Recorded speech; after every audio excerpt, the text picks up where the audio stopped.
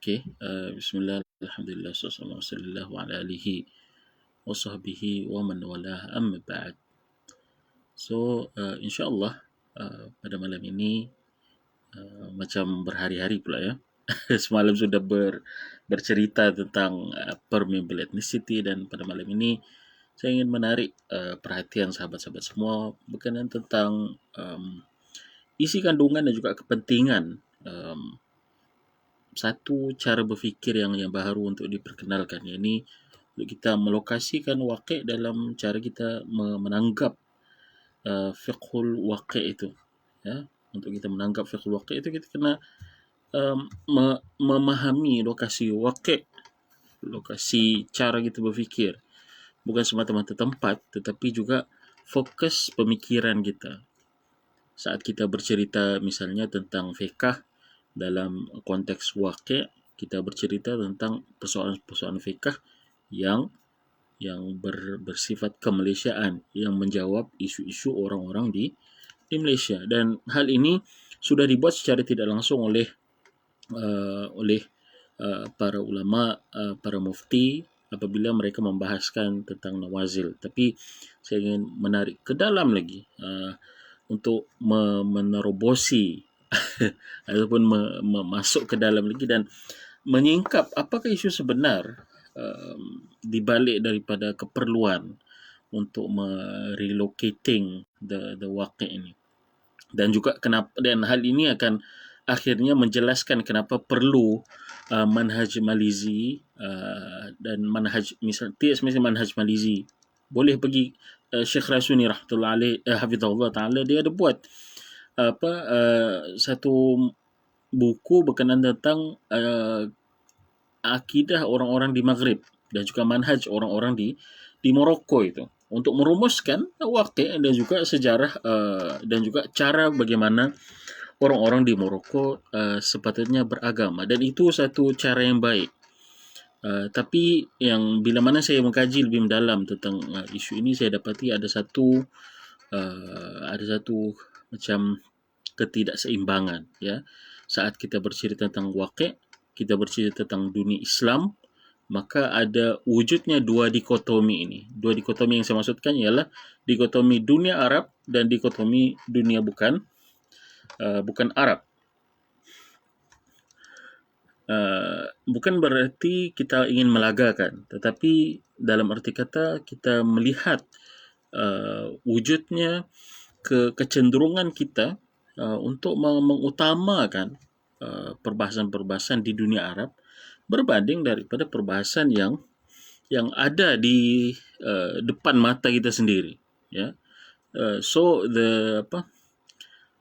Jadi pepatah yang mengatakan kuman di depan mata, kuman di seberang laut nampak, gajah depan mata tak nampak, tu bukan seakan-akan, bahkan berlaku di dalam cara kita memahami fiqh waqi' ini. Okay? So, saya ada khususkan satu pasal di dalam kertas kerja saya tu untuk tackle isu ini, paling tidak untuk memberi dia spotlight yang sepatutnya lah, ya. Manhaj di dalam kertas yang saya kongsikan petang tadi, manhaj Sabahi dan juga kesinambungan manhaj Malizi USF, yang Ustaz Siddiq Fazil rahmatullah alaih. Wallah, alim, ya. Ustaz Siddiq Fazil ni seorang alim. Dia bukanlah sosok yang berpakai serban, berjubah, tapi dia pada hakikatnya seorang yang alim, faqih, dan juga memiliki sudut pandang yang menarik, dan juga yang bersentiasa memikirkan tentang masalah umat dan meletakkan teori itu. Maka bila saya kaji manhaj Malizi dan saya telah susun di dalam paper itu, saya dapati masya-Allah ini still under masih terlalu kurang diketengahkan, ya, masih kurang ditengahkan, walaupun ID itu sebenarnya sangat menarik dan sangat penting lah untuk kita bahaskan.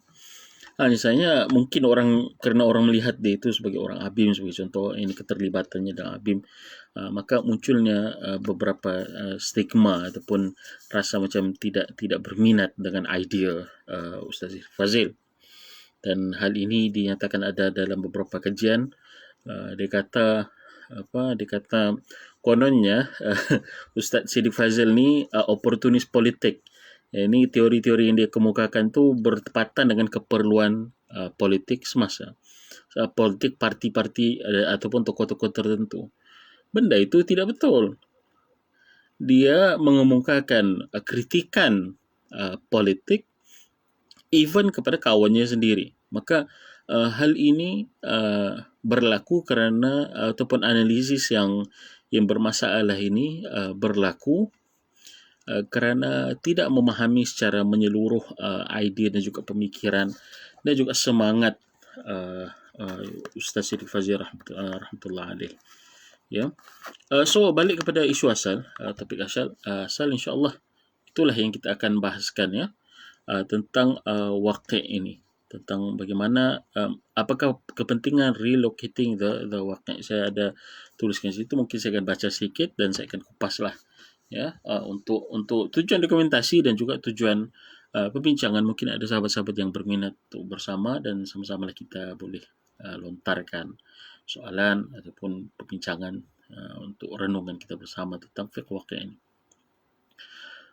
Kalau kita tengok fiqh waqi' ini sudah banyak dibahaskan sebenarnya. Dia ada yang bersetuju dengan istilah fiqh waqi', ada yang tidak bersetuju daripada kalangan ulama sendiri. Yang bersetuju dia kata kerana hal ini wujud even di dalam Turath. Ini karya Ibn Qayyim rahmatullah alaih, contohnya di dalam I'lam al-Muwaqqi'in ada sebut kepentingan seorang mufti ataupun seorang mujtahid itu di antara sifat pentingnya ialah fahmul waqi' wal fiqhu fihi.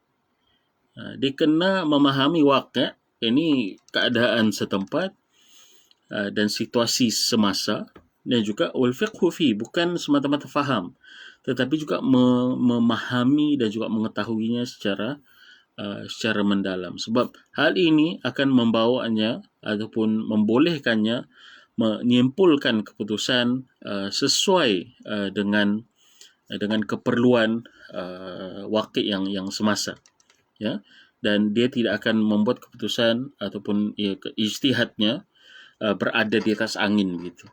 Dia kerana waqi', maka kerana kefahamannya yang betul tentang waqi', maka hal itu akan membawanya kepada ijtihad yang benar dan menjawab persoalan semasa. Ada yang tidak bersetuju kerana mereka melihat kefahaman ataupun konsep fiqh waqi' ini dikemukakan oleh orang-orang yang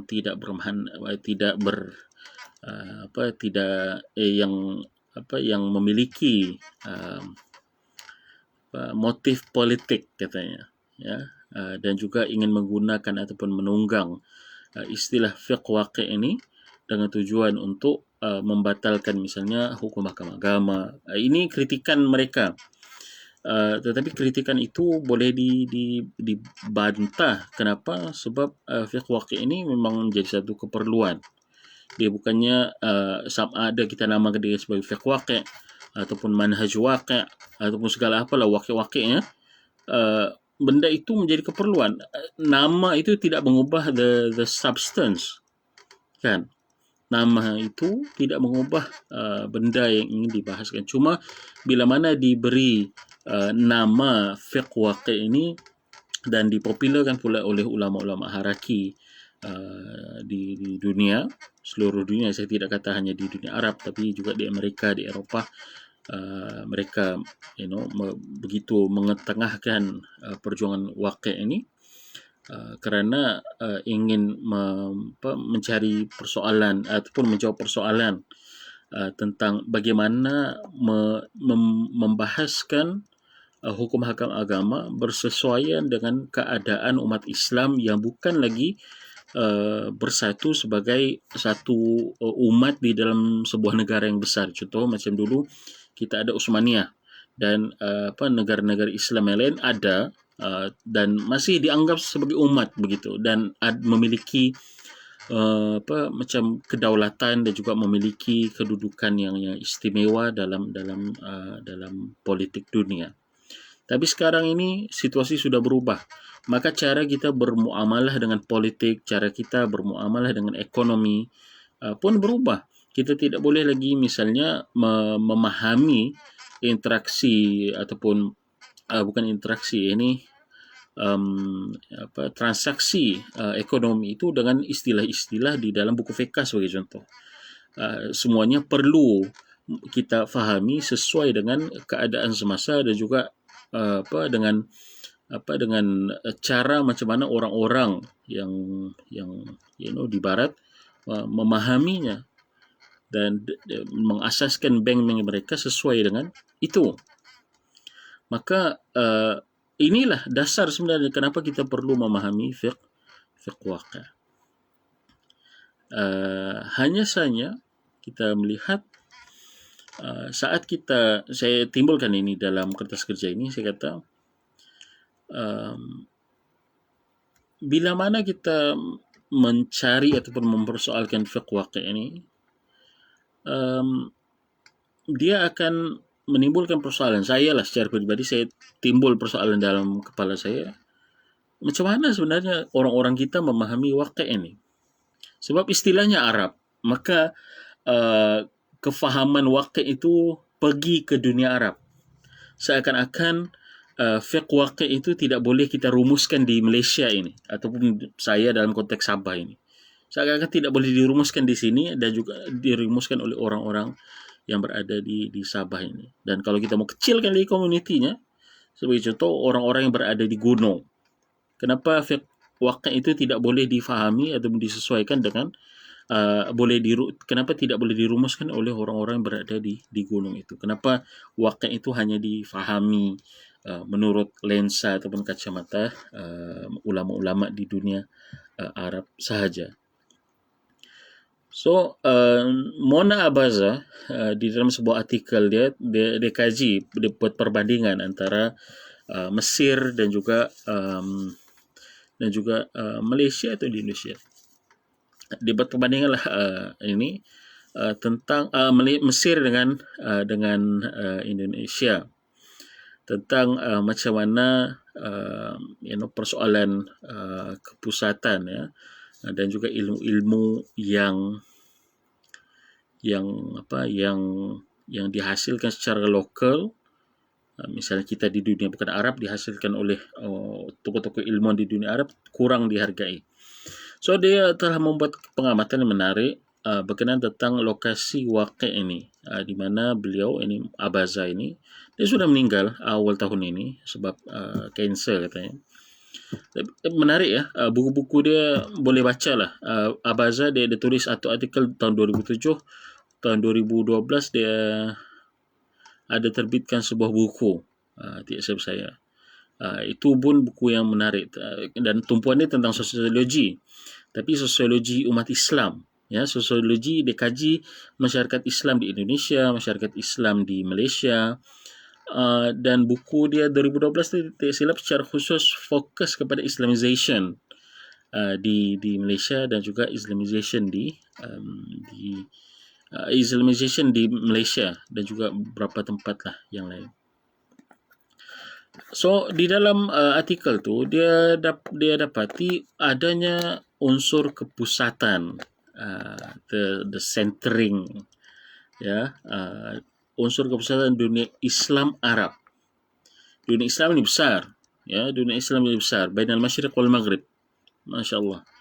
Tapi ini yang dia kesan itu wujudnya kepusatan dunia Islam Arab dalam dalam menghasilkan ilmu agama, dalam penghasilan ilmu agama. Ini hanya dunia Islam menjadi tumpuan. Antara sebabnya juga kita kena tengok aspek sejarah ya, contoh macam Azhar, dia sudah berdiri lama di situ, 1000 tahun lebih. Begitu juga madrasah-madrasah yang Masjidil Haram di Mekah, begitu Masjid Nabawi di Madinah. Begitu juga Jami' ataupun Jami' Zaitunah, Masjid Zaitunah, universiti tempat di mana Ibn Khaldun pernah belajar satu masa dahulu. Maka dan hal ini sejarah plus hal ini membentuk cara berfikir umat Islam bahawa waqi' itu seakan hanya di dunia Arab, dunia Islam Arab. Apa akibatnya? Untuk orang-orang di situ tidak ada masalah sebab itu waqi' mereka. Mereka kena mengeluarkan ilmu dan juga kena membahaskan hukum hakam fiqh sebagai contoh sesuai dengan waqi' mereka di dunia Arab. Tetapi isunya bila mana mereka menjadi pusat tumpuan dan dunia Islam bukan Arab menjadi the periphery, menjadi yang di tepi, di pinggiran. Saya tulis di sini, kepusatan ini mengakibatkan dunia Islam bukan Arab seperti Malaysia, Indonesia berada di pinggiran. Periphery itu, center versus periphery. Yang walaupun dunia bukan Arab ini, Malaysia, Indonesia, Singapura, apalagi Filipina, walaupun tidak menghasilkan ilmu, maafkan saya, tapi tetap dianggap sebagai ilmu kelas kedua. Ilmu kelas kedua, second class knowledge, yang tidak setara dengan ilmu yang dihasilkan di dunia Islam Arab. Ini kenapa kita, sebagai contoh, satu mungkin sebab faktor media dan juga faktor isu pentadbiran lah, ya. Tetapi kenapa kita tidak mampu untuk menghasilkan ilmu-ilmu yang bersifat lokal, yang menjawab keperluan lokal dan juga bersifat lokal itu, especially ilmu agama. Dia bukan tidak ada ilmu itu. Ilmu itu ada, dan ilmu yang dihasilkan oleh ilmuwan, ulama-ulama yang ada di dunia Islam bukan Arab ini sama hebat. Level yang agak tinggi sebenarnya. Tapi why? Kenapa dipinggirkan? Kenapa tidak diberikan highlight yang sepatutnya? Sebab dorang bukan orang Arab. Dorang bukan daripada dunia Arab. Dia, kenapa saya gelak?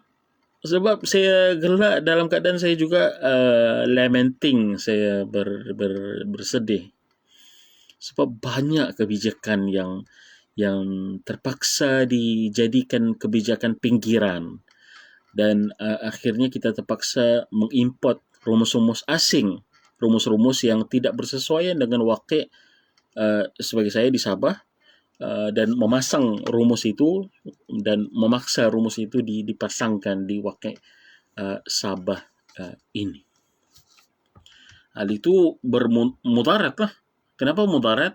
Sebab macam Ibn Qayyim katakan tadi, syarat bagi seorang untuk menghasilkan ilmu, menghasilkan fatwa ataupun menghasilkan ilmu agama, dia kena faham waqi' dia, waqi' mujtahid itu. Maka setiap tempat perlu kepada mujtahid, setiap tempat perlu kepada ulama'nya, dan ulama'nya yang akan merumuskan pandangan-pandangan yang bersesuaian dengan konteks semasa dan konteks sosial masyarakat tersebut. Sebagai contoh, kalau saya bawa hukum yang disimpulkan bersesuaian dengan adat di dunia Arab, saya bawa ke Malaysia atau bawa ke Sabah dan cuba untuk paksakan, hal itu akan mengakibatkan kepayahan. Misalnya kewajiban berniqab, ya, kewajiban berniqab bagi orang-orang yang berada di dunia Arab. Fatwa ini walaupun ada setengah ulama kata ia wajib, tapi majoriti ulama mengatakan bahawa berniqab itu lebih kepada pakaian adat, lebih kepada pakaian adat, dan bersesuaian dengan bersesuaian dengan budaya Arab yang di mana mereka itu amat memelihara kehormatan wanitanya. bukan berarti kita tidak boleh import pakaian niqab itu ke dunia kita ini, ke Sabah ini. Boleh, budaya kita pakai jubah, tidak ada masalah. Tapi untuk kita kata bahwa itu lebih afdal daripada pemakaian orang-orang biasa, pemakaian tudung biasa sebagai contoh, dan maka itu menjadi masalah sebab seakan-akan kita mengunggulkan wakil Arab berbanding daripada wakil kita di Malaysia ini. Cara berpakaian tudung sebagai contoh. Berpakaian tudung sekarang ini kan ada tudung pakaian sarung. It's convenient dan sesuai dengan wakil kita di Malaysia yang khatulistiwa ini. Sangat bersesuaian dan mungkin di masa akan datang bolehlah dibuat secara berpakaian tudung yang lebih bersesuai dengan cuaca kita di khatulistiwa yang panas. Dan yang panas dan juga bukan setakat panas ya, panas dan juga lembab.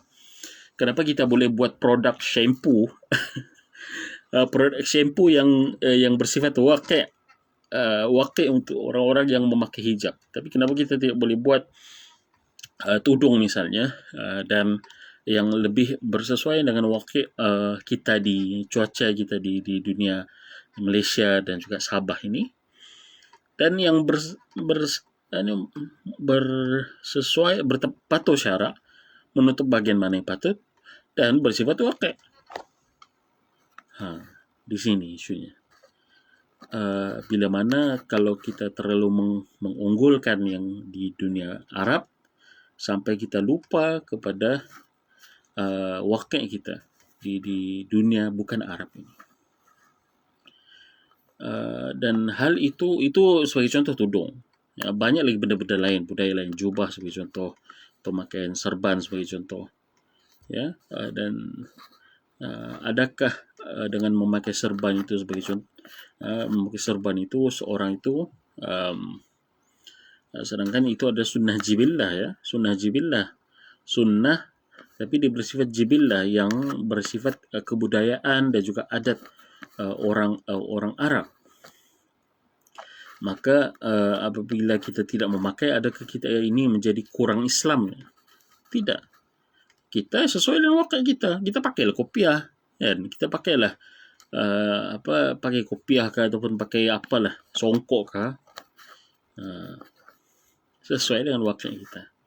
Tapi sayangnya karena ada muncul ataupun ada unsur mengutamakan dunia Arab itu yang mengakar, sebenarnya nanti kita akan bahaskan.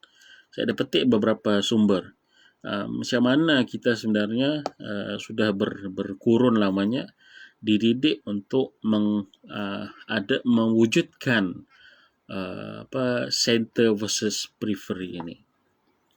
So sebagai contoh saya tulis di sini sebagai contoh satu idea qiraah mubadalah yang dipelopori oleh kiai kita Faqihuddin Abdul Qadir hafizahullah taala, yang satu pembacaan semula yang progresif ya terhadap teks-teks agama dan mengemukakan tafsiran yang mengiktiraf kesaksamaan antara gender. Dan ini Indonesia, dan cara pembacaannya itu baru. Dia membawa tafsiran hadis, membawa tafsiran Al-Quran yang membuktikan wujudnya mubadalah, ataupun kita terjemahkan ke dalam bahasa Melayu, dia terjemahkan dalam bahasa Melayu lah, bahasa Indonesia diterjemahkan sebagai kesalingan.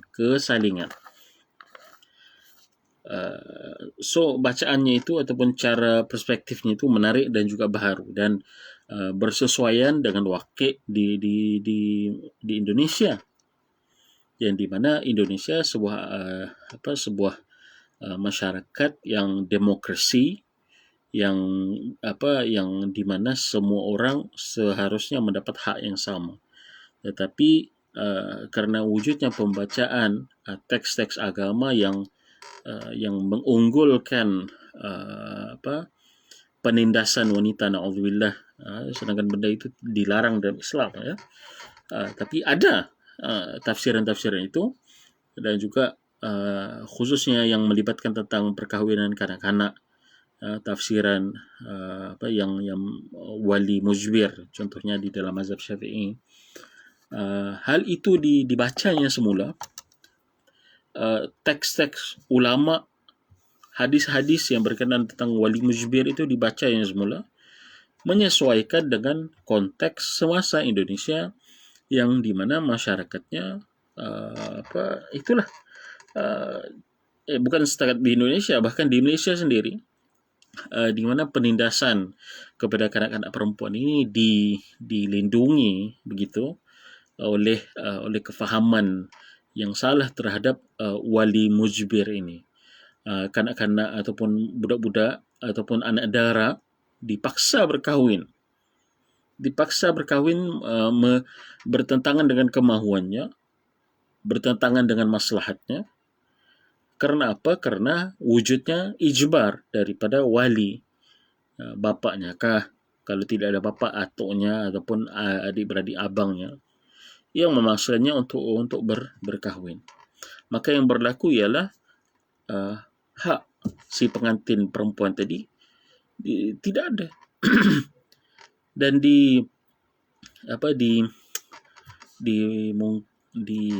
dihapuskan, sedangkan perempuan dan juga laki-laki adalah sama-sama manusia di sisi Allah Subhanahu wa taala. So qiraah mubadalah yang dibuat oleh saya selalu panggil dia Kang ataupun Bong ataupun Kiai, Pak Kiai Faqih. Dia doktor sebenarnya, doktor UGM Universiti Gajah Mada, Dr. Faqihuddin ataupun Kang Faqih. Begitu juga fiqh sosial oleh Kiai Sahal Mahfuz rahmatullah alaih, dan juga fiqh sosial ini juga sangat menarik, di mana mengajak pentafsiran semula beberapa aspek-aspek yang melibatkan kenegaraan, contohnya manusia, Islam dan juga demokrasi, muslimin dan juga demokrasi, beberapa hukum hakam yang perlu disesuaikan dengan wakil sosial Indonesia, memperkasakan hak-hak orang awam itu yang ditekankan di dalam fiqh sosial ini. Dia bukan di Arab, dia fiqh sosial yang bertepatan dengan wakil Indonesia yang dikemukakan oleh Kiai Sahal Mahfuz. Begitu juga idea Za'bah. Idea Za'bah bergantung kepada diri sendiri. Ini pun sebenarnya menarik ya. Dia mengkritik sifat taklid buta yang ada di dalam masyarakat Melayu, ikut saja apa yang ulama klasik sebut tanpa mempersoalkan relevansinya dengan wakil semasa.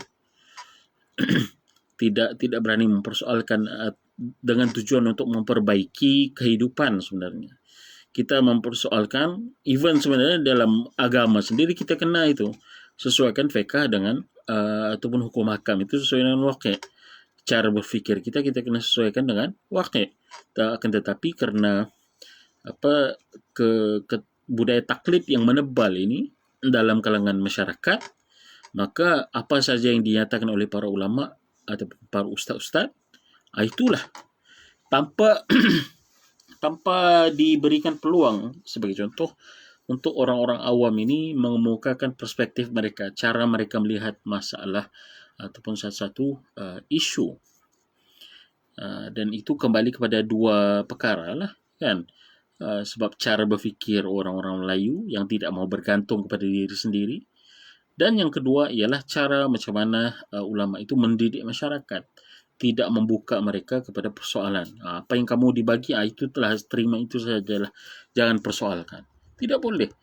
Tugas para ulama ni sebenarnya didik orang-orang sekeliling untuk membuka fikiran mereka, berfikir menggunakan perspektif yang ataupun cara berfikir yang lebih luas dan juga kritis. Tidak boleh menjadi macam Fir'aun yang memaksa orang-orang dia untuk bertaklid semata-mata kepada dia, dan juga tidak fastaghaffa qaumahu fa'ata'uh. Dia meringan-ringankan ataupun melecehkan sebenarnya. Fir'aun ini dia melecehkan otak orang ramai di bawah pemerintahannya. Maka dengan itu dengan itu mereka mematuhinya, dengan in the easiest way, sebab dia sudah kontrol, dia sudah kontrol cara berfikir orang-orang di Mesir itu. Sedangkan idea bergantung kepada diri sendiri ini cukup menarik dan cukup Melayu, cukup waqi'i. Tapi sayangnya tidak popular. Dipopularkan pun hanya kerana kaitannya dengan Za'ba sebagai seorang pendeta bahasa. Kita andaikan kalau ini dikeluarkan oleh seorang pemikir yang lain, yang bukan popular tapi dia menghasilkan ilmu yang setaraf dengan ini, adakah kita akan boleh menghargainya? Itu kita tambahan lagi dengan kemarjinan ini, ya, kerana dia tidak dihasilkan oleh orang Arab, maka dia dinilai sebagai ilmu kelas kedua. It's problematic lah. Sedangkan dia tu Za'ba tu dia menjawab isu-isu orang Melayu yang terlalu taklid buta, yang tidak boleh berdikari, tidak boleh bangkit bersama melawan penjajahan, melawan kolonialisme. Tapi sayangnya diketepikan. Kenapa? Kerana dia itu bukan Arab. Begitu juga itu di Malaysia, dan begitu juga saya bawakan di sini contoh keempat, penilaian kritis terhadap mitos pribumi malas oleh Syed Hussein Alatas. Ini ma'ruf lah. The myth the myth of lazy native yang dikemukakan ataupun yang merata dalam karya penulisan ilmuwan kolonial, ya, orang kolonial bila mana dia tulis tentang orang Melayu, dia akan sifatkan orang Melayu ini pemalas, tidak proaktif, segala macam itu. Adakah betul orang Melayu ini pemalas? Ataupun itu cuma gambaran yang buruk yang dibuat oleh orang-orang kolonial ini kepada rakyat jajahan mereka? Dan itulah yang dibongkar oleh Syed Hussein Alatas di dalam mitos pribumi malas itu. Dianggap itu sebagai mitos. Maka mitos pribumi malas ni pun sebenarnya tidak popular di Malaysia ini. Malaysia dan juga Singapura, Nusantara kita lah. Lately, selepas Edward Said tulis buku dia tentang orientalisme tu, barulah terbuka fikiran orang-orang kita. Rupanya Edward Said pun rujuk kepada buku Syed Hussein Alatas, The Myth of Lazy Native, sebagai rujukannya untuk menulis orientalisme tu. Jadi ini isunya, ya, ilmu-ilmu yang asli daripada dunia Nusantara kita tidak diberikan perhatian yang sewajarnya, hatta oleh orang kita sendiri. Why? Sebab wujudnya the kepusatan, the centering of Arab Islamic world itu masih menjadi rujukan. So, saya kata di sini, Abaza dia menilai hubungan antara dunia Islam Arab dan dunia Islam bukan Arab ini menurut aspek sosiologi. Dia ada cuba bawakan dalam kertasnya itu, dia bandingkan, ya, di dunia Arab, sebab kononnya situasi ataupun cuaca di dunia Arab itu yang begitu panas dan berada di gurun pasir, maka hal ini mengakibatkan fatwa-fatwa dan juga cara beragama di dunia Arab itu yang very claiming, ya, yang begitu tegas dan begitu strict, tidak boleh bercampur aduk dengan benda-benda yang lain. Sementara dikatakan sebab kita di Nusantara, cuaca kita yang lebih lembut, lebih landai, lebih santai, maka hal ini juga membentuk peribadi dan juga cara kita berfikir. Maka kita lebih senang untuk melakukan sinkretis sinkretisme itu antara agama dan juga budaya. Daripada segi budaya ya saya boleh terima ya. Kita boleh terima itu. Dan kita telah bahaskan semalam tentang permeable ethnicity. Tetapi yang dari segi agama itu ada benda yang kita kena fahami, ada wujudnya asal agama yang tidak boleh diubah-ubah sama sekali. Contohnya rukun iman, rukun Islam. Itu kita tidak bolehlah. Selain daripada itu, ya silakan. Selain daripada itu, silakan bolehlah menyesuaikannya dengan waqi' semasa ataupun seperti mana disifatkan oleh Abaza itu, kerana cuaca kita yang begitu berangin, beralun, maka kita pun boleh terdedah kepada sinkretisme. Dia masukkan sekali kumpulan abangan di Indonesia ya. Kumpulan abangan di Indonesia sebagai bukti kepada wujudnya sinkretisme di dunia kita ini. Sebenarnya sinkretisme ni di seluruh dunia berlaku, tidak semestinya di Nusantara kita ni saja. Tidak terhad di Nusantara ini, bahkan sampai ke mana?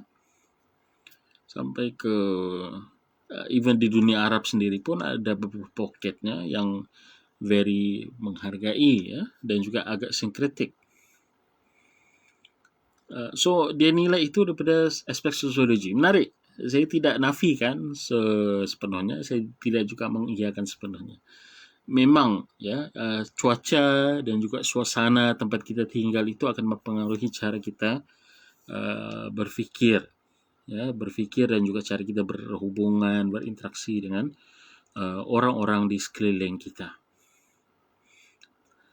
Okey, berkenaan tentang kepusatan dunia Arab dan juga ke periferian ataupun ke pinggiran dunia bukan Arab ini, dalam sebenarnya sudah menjadi berakar sekian lama dalam tradisi ilmiah Islam sendiri. Sebenarnya saya bawakan 2 contoh di sini, sebenarnya ada 3 contoh. Tapi saya bawakan 2 contoh ini sebab untuk membuktikan bahawa cara berfikir yang sama ini maintain for quite a long time dan sebenarnya sampai ke sekarang. Nanti saya akan sentuh apa buktinya.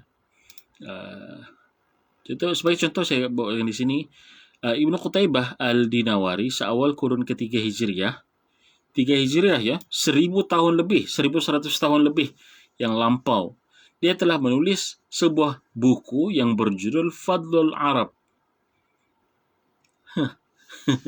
Fadlul Arab. Jelas-jelas. Allah. Fadlul Arab. Dan buku ini sudah ditahqiq dan juga sudah diterbitkan. Dan pada kurun ke-11 Hijriah, seorang alim Hambali, Mar'il Karmi, telah membawa idea yang sama. Idea kemuliaan Arab itu. Di dalam karyanya yang berjudul Masbuk Al-Dhahab fi Fadli Al-Arab. Dan dia mensyarahkan sebenarnya hadis-hadis, dia mengumpulkan ini di dalam buku dia itu, Mar'il Karmi ini. Di dalam bukunya itu kumpulkan hadis-hadis berkenaan tentang kemuliaan Arab.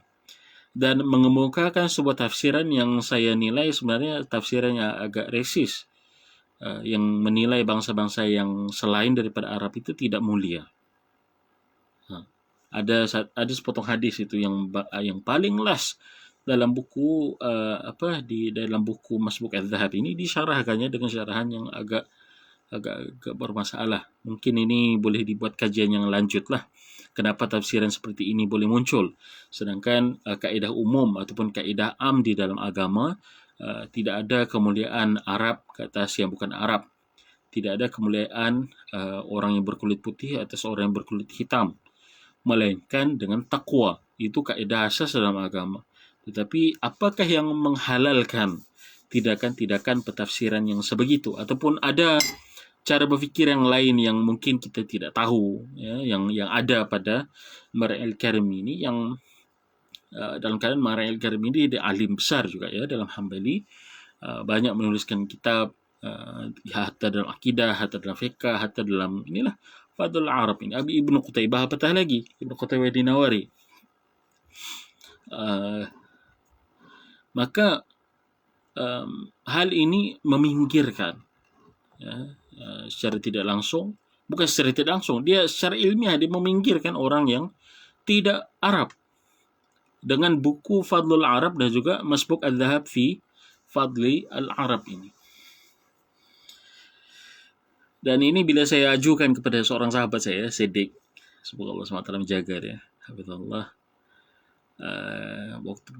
Waktu itu saya agak stres. Agak stres. Why saya stres? So, bila saya kaji, benda ni ada sokongan ilmiah. Tafsiran yang memuliakan Arab dan juga menghina bangsa yang bukan Arab ini ada bukti ilmiahnya, ada buku-bukunya, dan diterima pula oleh sarjana.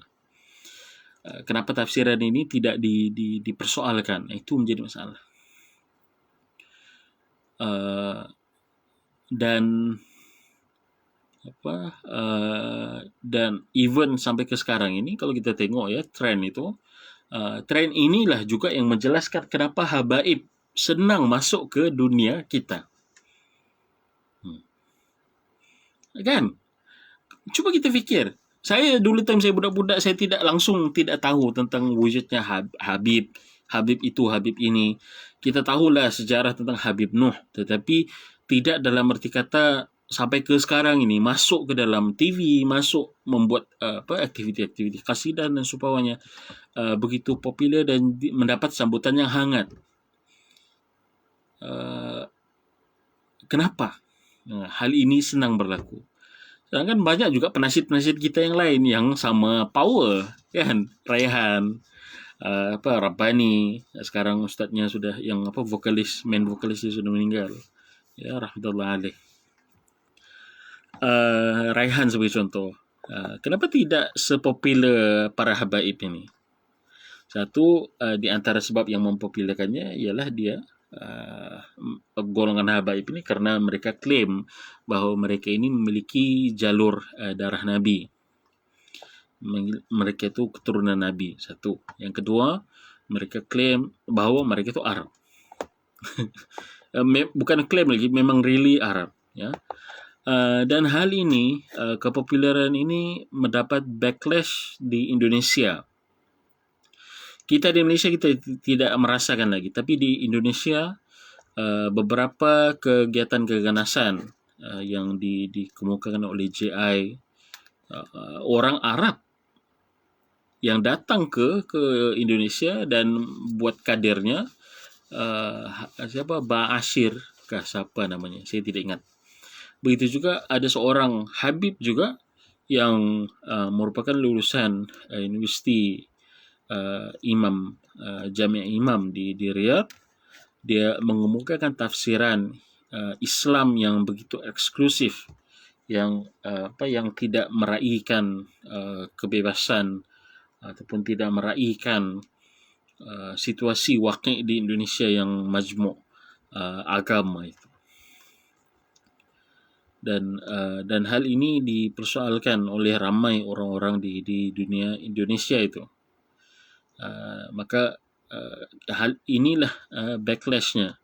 Apabila terlalu bergantung kepada ilmu daripada orang-orang daripada Arab, maka waqi' sebenar Indonesia itu tidak dapat digarap oleh mereka.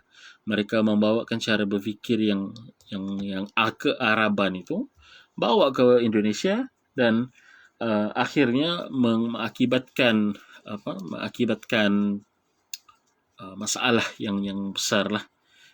Kegiatan terorisme itu saya kira itu masalah besar, terlalu besar itu, dan didalangi oleh orang yang berketurunan Arab ini. Tapi kenapa senang masuk? Kenapa senang masuk? Dan kenapa ulama-ulama kita di Nusantara ini tidak dinilai setara dengan orang-orang yang berada ataupun ulama-ulama di dunia Arab itu?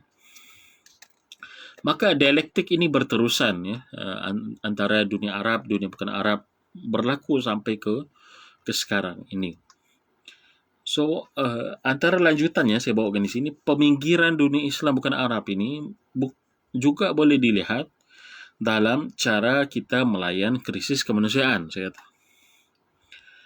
Kita dapati puluhan NGO Muslim Malaysia yang ditubuhkan khusus untuk isu Palestin, isu Syria, puluhan. Tapi NGO Muslim Malaysia yang terlibat dengan krisis kemanusiaan Rohingya serta Uyghur, kita boleh bilang dengan jari. Hal ini sudah menjelaskan bahawa seakan-akan kerana kita ini melihat Arab itulah yang lebih utama, maka yang bukan Arab ini menjadi krisis Rohingya, yang Uyghur, yang sepatutnya lebih dekat dengan kita lah. Kan? Tidak mendapat perhatian yang sewajarnya. Mungkin orang boleh persoalkan ini. Dia kata krisis Uyghur itu baru. Kita boleh kata krisis Uyghur ini bukan baru. Sudah lama. Cuma sekarang ini bertambah ganas. The same case macam isu Palestin itu. Isu Palestin itu of course besar. Kita tidak memperkecilkannya. Tetapi kita mempersoalkan sikap kita, sikap masyarakat kita kepada krisis Uyghur dan krisis Rohingya yang sama-sama dahsyat. Dan sebetulnya lebih dekat dengan situasi kita, dengan tempat kita. Maka atas sebab inilah saya melihat pemahaman fiqh waqi' itu pun mendapat isu orientation yang sama. Bila mana fiqh waqi' dunia Islam Arab dihasilkan hanya dari kerana dunia Islam Arab itu menjadi pusat dan juga menjadi rujukan, maka isu-isu di dunia Islam Arab itu dibawa ke tempat kita. Satu. Yang kedua, fiqh waqi' di dunia kita, dunia Islam bukan Arab, tidak dihasilkan, ataupun kalau dihasilkan dinilai sebagai fiqh waqi' kelas kedua. Tidak standing dengan fiqh waqi' di dunia Islam Arab. Hal ini contradicting. Kan namanya fiqh waqi', tapi kita waqi' kita tu bertumpukan di waqi' Arab. Sedangkan kita ada waqi' kita sendiri, tempat kita berpijak, tempat kita berhidup dan juga bersosial ini. Dan itu tujuan Ibn Qayyim. Dia kata seorang mujtahid itu dia kena terfaham waqi'-nya, bukan waqi' Arab. So hal ini kebingungan dan juga kekeliruan orientasi ini yang masih perlu untuk kita perbaiki sebenarnya. Sangat-sangat perlu untuk kita perbaiki. Sebab kalau tidak, yang berlaku ialah kita akan buta dengan waqi' kita. Kita hanya akan besar-besarkan isu yang ada di dunia Arab, tapi isu depan mata kita sendiri kita tidak boleh rumuskan. So atas sebab itu,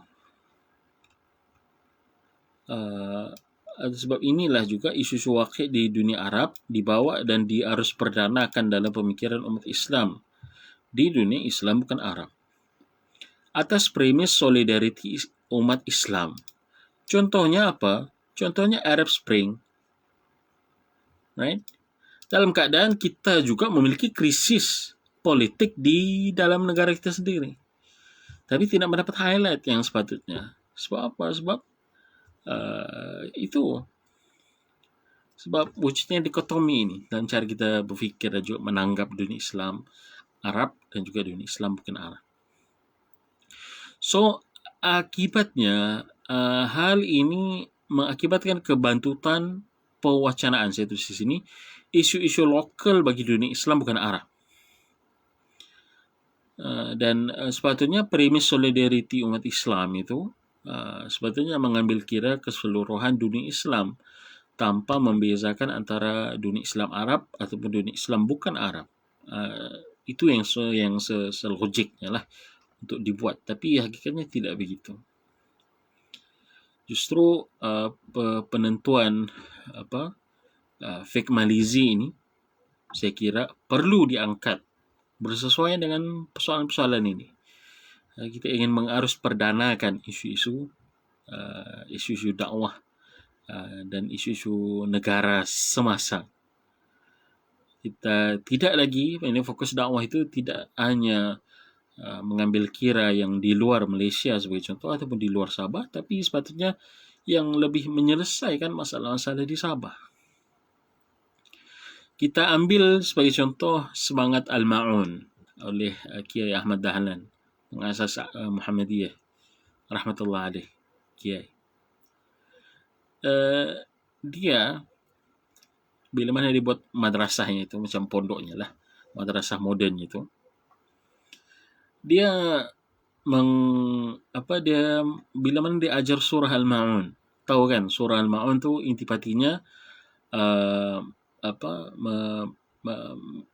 Allah SWT mengecam orang-orang Arab Quraisy yang kedekut, tidak mahu bagi makan kepada orang-orang miskin.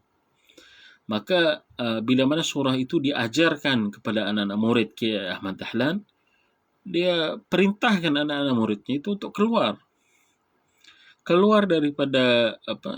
dan cari orang-orang yang perlukan makanan, bagi bantuan makanan. Ayat-ayat Al-Quran itu diamalkan sesuai dengan waqi' di tempat kelilingnya itu, kawasan tempat Kiai Ahmad Dahlan itu, keliling madrasahnya. Itu cara yang betul memahami waqi'. Kita ada nas, kita sesuaikan nas itu dengan situasi kita. Maka dengan ini, nas itu, teks itu menjawab persoalan waqi' kita. Begitu. Bukannya, of course, bagi setiap kawasan, dia menjawab bagi kawasan itulah. Nas yang sama, kalau ditafsirkan di dunia Arab, akan mengakibatkan ataupun membawa kepada cara ataupun reaksi yang lain. Tapi kita tidak dituntut untuk menjadikan waqi' Arab itu sebagai waqi' Malaysia. Lah, kita dituntut untuk menjadikan waqi' Malaysia itu sebagai waqi' Malaysia dan menggunakan nas yang ada untuk selesaikan masalah-masalah yang ada di waqi' Malaysia. Dan itulah semangat manhaj Malizi ini sebenarnya. Itulah semangatnya. Dan dia bukan sekadar, memang dia tu agak idealistik ya, tapi saya kira agak idealistik, tapi dia mengambil dia sepatutnya menjadi inspirasi kepada gerakan-gerakan Islam sebagai contoh, ataupun tidak sebenarnya gerakan Islam, parti politik pun boleh ambil manhaj Malizi ini untuk kita calibrate semula kefahaman kita tentang agama dan juga cara kita bergerak dan memanfaatkan agama sebagai sebuah kekuatan untuk menggerakkan masyarakat ke arah pembaikannya, begitu. Boleh, terlalu boleh. Hanya saja kita kan ubahlah isu lokasi waqi' ini. Tidak lagi kita menceritakan kepada waqi' Arab saja sampai kita lupa kepada waqi' kita. Itu salah.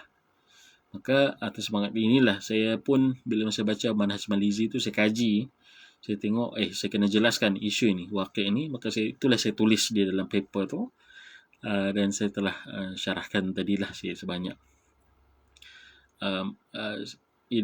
Alhamdulillah banyak sahabat-sahabat yang komen, sahabat aktivis, aktivis bersih, ada juga beberapa pimpinan parti politik pun dia telah terima makalah ini dan dia berterima kasih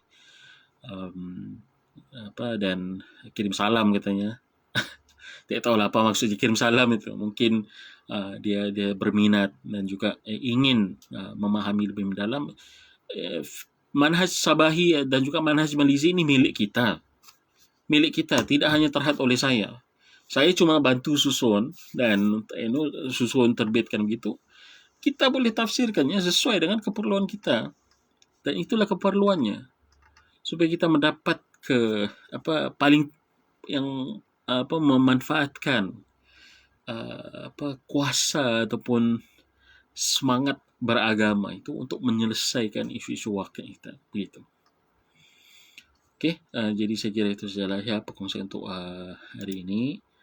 InsyaAllah di masa-masa yang akan datang, kalau ada peluang, ada rezeki, insyaAllah kita akan bincangkan lagi lah Kalau ada yang mau bertanya tentang isi kandungan ataupun ada mau tambahkah, mau kritik tidak setujukah dengan manhaj Sabahi itu, ya saya terbuka. Saya punya ruang messenger itu sentiasa terbuka untuk kita berbincang bersama-sama demi kebaikan kita di Malaysia, bahkan di Sabah ini secara khususnya. Okey, jadi begitulah. Semoga Allah SWT merahmati arwah Ustaz Siddiq Fazil. Wallahi, bila mana dia meninggal itu, saya secara peribadi, sebab saya tidak pernah jumpa dia, tapi bukan saya tidak baca buku-buku dia, saya baca buku dia. Dari bukunya lah dan himpunan artikelnya, ucapannya itulah saya susunkan Manhaj Malizi itu sebagai amal jarih beliau juga. Semoga Allah SWT memudahkan urusan beliau di alam sana. Wallah, kita kehilangan bila mana saya katakan kehilangan, tidak ada dalam ratusan atau ribuan ulama yang ada di Malaysia ini pada zaman sekarang ini. Saya tidak pernah nampak seorang yang mengutarakan idea Manhaj Malizi sama seperti beliau. Tidak ada. Maka kepergiannya pun tidak ada ganti. Kita kena akui itu. Tapi paling tidak the legacy itu kita kena teruskan. Maka itulah yang betul-betul mendorong saya sampai 60 rujukan ya. Bukan 1-2 rujukan untuk paper itu. Orang tengok paper tu macam kecil-kecil ataupun macam 20 page simple saja, tapi rujukannya itu banyak. So kita ingin meresapi itu Manhaj Malizi dan juga meresapi Waqi' Sabah dan mengaplikasikan dan menyesuaikan Manhaj Malizi dengan Waqi' Sabah yang akhirnya mewujudkan Manhaj Sabahi dan juga Ta'ayush Islahi yang kita bangunkan itu. Allah, bila mana yang meninggal, saya rasa macam ramai yang bersedih. Tapi bila mana kita ialah orang-orang yang terlibat dalam wacana ilmiah ni dan menghasilkan ilmu, kita faham kehilangan itu tidak akan ada gantinya. Jadi kesedihannya itu lebih berganda-ganda lah. Semoga Allah SWT mengurniakannya sebaik-baik tempat lah di sisinya, insyaAllah, yang Maha Kasih. Wallah alam. Subhanallah wa bihamdik, asyhadu an la ilaha illa anta, astaghfiruka wa atubu ilaik. Assalamualaikum warahmatullahi taala wabarakatuh.